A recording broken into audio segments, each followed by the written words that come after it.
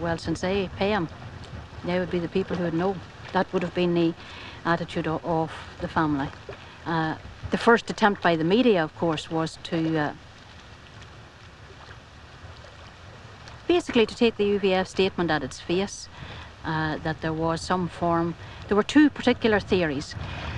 In the ongoing violence in this area, there was some form of Republican meeting to take place in the pub, which the UVF were aware of.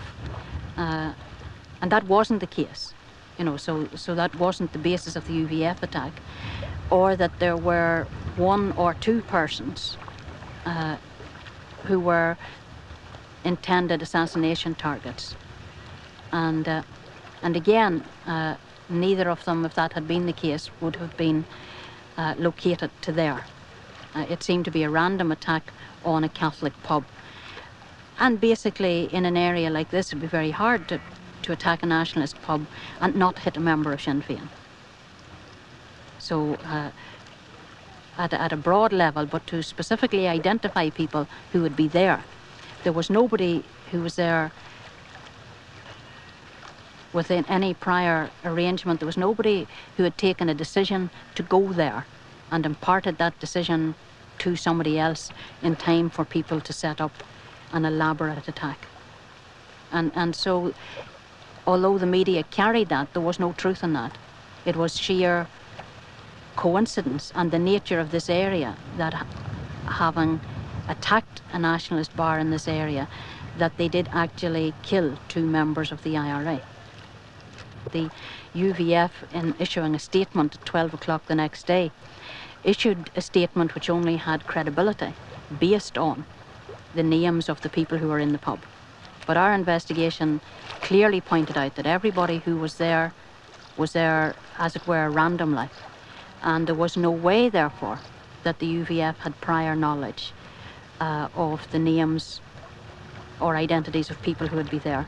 And the only way they could have got them was if at least one member of the security forces, RUC or UDR or British Army, who was in that pub in the 2 hours after the shooting and had access to the list of names taken by the RUC officer, had passed them to the UVF.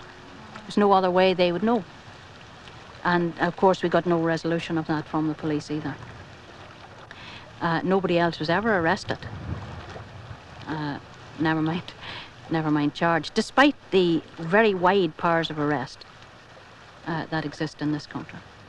The community here would not look at the relationship between the security forces and the loyalists as collusion, because that would imply that the loyalists were central to it, with assistance at an individual level from one or two police officers or members of the Ulster Defence Regiment.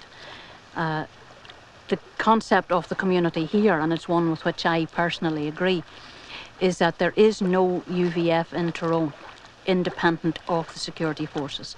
The UVF is created by persons within the police and UDR in Tyrone.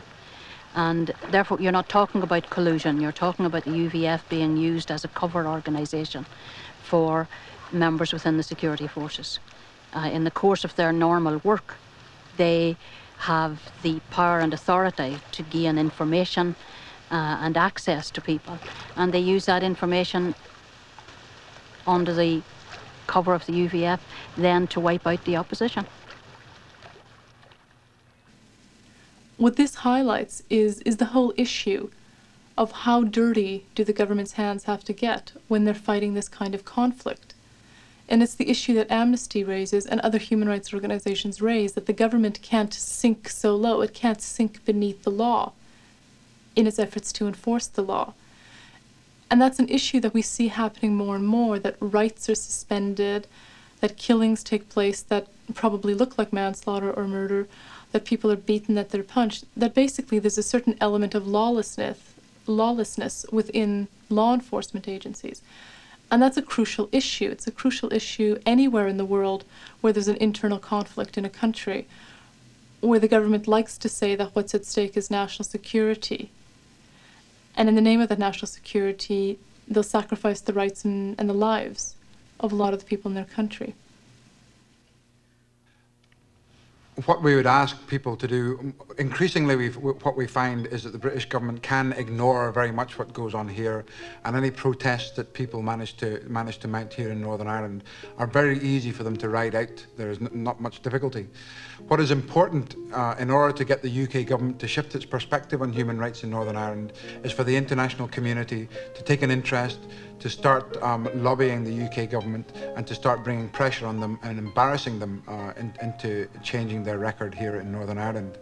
Traditionally now, the UK and the US have seen themselves very much as allies in the international field, and that has meant that the US government has been very reluctant to intervene in questions relating to Northern Ireland.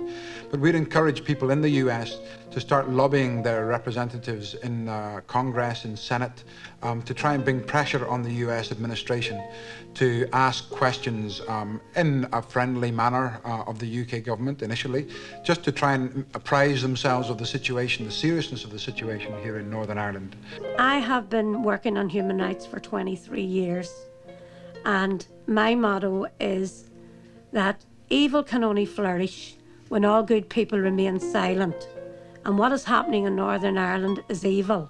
It's wrong. And I don't intend to remain silent while these violations of human rights continue. We're urging and encouraging people, complain. Go to your solicitor, document the harassment, keep a diary of harassment. And if you could see some of the diaries of harassment, it's frightening. You know, stopped at 3 o'clock, stopped 5 o'clock, stopped 7 o'clock, stopped with children in the car, stopped with old people in the car. You know, it just gets to the stage where people just get fed up of it. And then what happens is people can either just say, right, I have to accept it, I'm not going to get annoyed, or people can blow a fuse. And this is what I think sometimes the state want people to do. But as I said, I think it's very important that people do document it. And more people now are starting to document it because they see that groups like CAJ, groups like the Cullyhanna Justice Group, groups like all the different campaign groups, like Justice for All in the Shankill, are actually doing something with the information. The problem is if people are documenting it and nothing's been done with the information. What I found was, when I was going around collecting the statements on torture and on ill treatment, that people were more than happy to go to extreme lengths to go to the solicitor, get doctors' reports to back up, because they felt it's going to be used for something positive. It's not just going to be another bit of paper filed away in some office. And I think that that's something that we need to start building a culture of human rights here. And hopefully that's going to happen with the work of different human rights organisations. It's a slow process, but it's a process that has started and is going to continue. I think that whenever you're being faced with that of course you do be afraid. It's only natural that you be afraid. But I think that you become so used to it and so immune to it that you actually learn to accept it as part of your life. But you want to do something about it, and you feel really, really angry, and you want groups and people to come out in support of you. And whenever people see you along the side of the road getting beat up, that you want people to come over and join and make protests at that there. You want to see people back out onto the streets and picketing and support of the nationalist people in the north of Ireland, because what they're suffering is unbelievable. And it's, you know, it needs to become more internationally known, and that the people will know what's actually happening here to us all.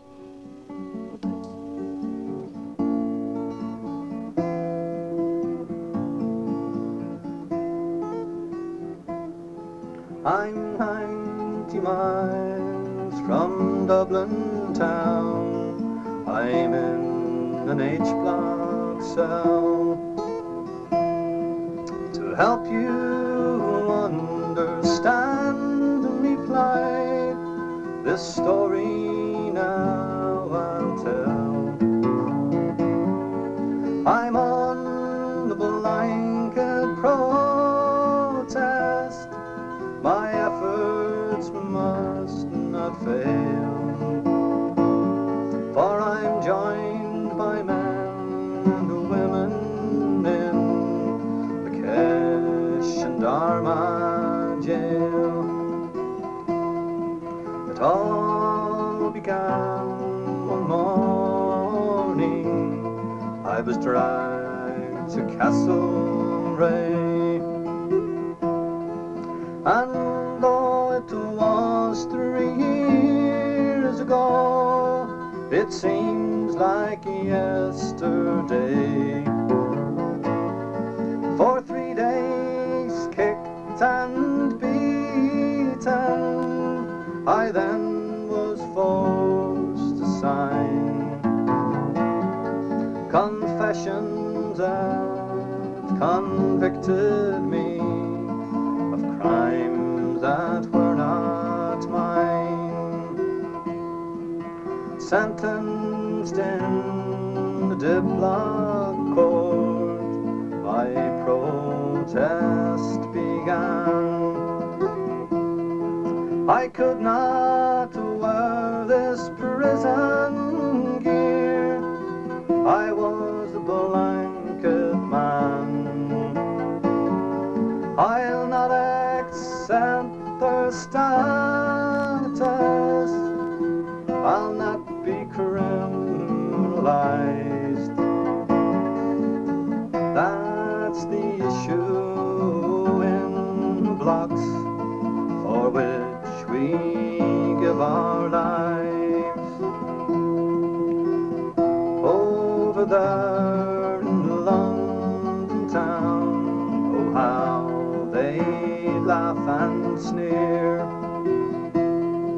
If they could only make us wear their loathsome prison gear. Prisoners of war, that's what we are, and that we must remain. The blanket protest cannot end till status we regain. I've been beaten round the romper room because I won't say sir.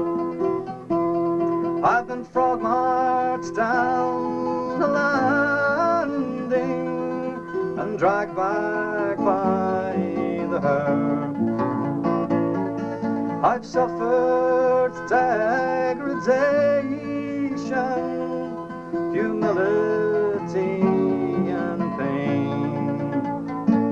Still the spirit does not falter, British torture is in vain. I've been held in scalding water, while me back with tax scrubs was torn. I've been scratched and caught from hell.